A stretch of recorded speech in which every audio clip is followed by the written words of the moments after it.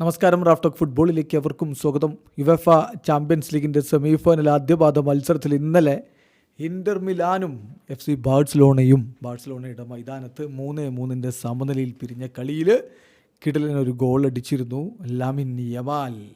നിലവിൽ ലോകത്തെ ഏറ്റവും മികച്ച കളിക്കാരൻ ആരാണ്? ലാമിൻ യമാൽ എന്ന് ഉത്തരം പറയാൻ നിരവധി ആളുകളുണ്ടാവും, ഒരു സംശയവും വേണ്ട. ഇപ്പോഴത്തെ അവൻ്റെ ഫോം അങ്ങനെയാണ്. പക്ഷേ ഇന്റർ മിലാൻ്റെ ഫ്രഞ്ച് സൂപ്പർ താരം മാർക്കസ് തുറാം പറയുന്നു, നിലവിൽ ലോകത്തെ ഏറ്റവും മികച്ച മൂന്നാമത്തെ താരമാണ് യമാൽ. അപ്പോൾ 1-2 ആരാണ്? മെസ്സിയും ക്രിസ്ത്യാനോ ഒക്കെ ആണോ എന്ന് ആരെങ്കിലും കരുതിയെങ്കിൽ തെറ്റി. നിലവിലെ കാര്യമാണ് പറയുന്നത്. നിലവിൽ ലോകത്തെ ഏറ്റവും മികച്ച 2 താരങ്ങൾ ഫ്രാൻസുകാരാണ്. മൂന്നാമത്തെ ആളാണ് ലാമിൻ യമാൽ, സ്പാനിഷ് താരം ലാമിൻ യമാൽ എന്ന് പറയുന്നു ഫ്രഞ്ചുകാരനായിട്ടുള്ള മാർക്കസ് തുറാം.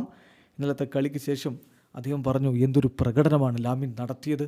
തീർച്ചയായിട്ടും ഇൻക്രെഡിബിൾ പെർഫോമൻസ് ആണ് അവനിൽ നിന്ന് വന്നത്. അപ്പോൾ ചോദിക്കുന്നു, ലോകത്തെ ഏറ്റവും മികച്ച താരം, best player in the world നിലവിൽ ലാമിൻ യമാൽ അല്ലേ? മറുപടി, best player in the world is ഫ്രഞ്ചുകാരനാണ് ലോകത്തെ ഏറ്റവും മികച്ച താരം എന്ന് പറഞ്ഞാൽ.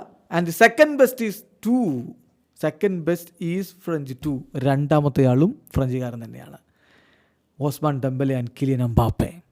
ഒന്ന് ഓസ്മാൻ ഡെംബലെയും ഒപ്പം കിലിയൻ എംബാപ്പയും, പിന്നെ അതിനുശേഷമാണ് ലാമിൻ വരിക എന്നാണ് മാർക്കസ് തുറാം പറഞ്ഞത്. നിലവിലെ ഫോം വെച്ചിട്ടുള്ള അദ്ദേഹത്തിൻ്റെ വിശകലനമാണ്. ഇന്ന് ലോകത്തെ നമ്പർ 1 പ്ലെയറായിട്ട് അദ്ദേഹം കാണുന്നു ഓസ്മാൻ ഡെംബലെയെ. ഒപ്പം കിലിയൻ എംബാപ്പയും വരും. അത് കഴിഞ്ഞിട്ടേ ഉള്ളൂ ലാമിൻ യമാൽ എന്നാണ് അദ്ദേഹത്തിൻ്റെ അഭിപ്രായം. വീഡിയോ അവസാനിക്കുന്നു. ഫുട്ബോൾ ലോകത്തെ കൂടുതൽ വിശേഷങ്ങളുമായി റാഫ്റ്റോക്സ് എത്താം.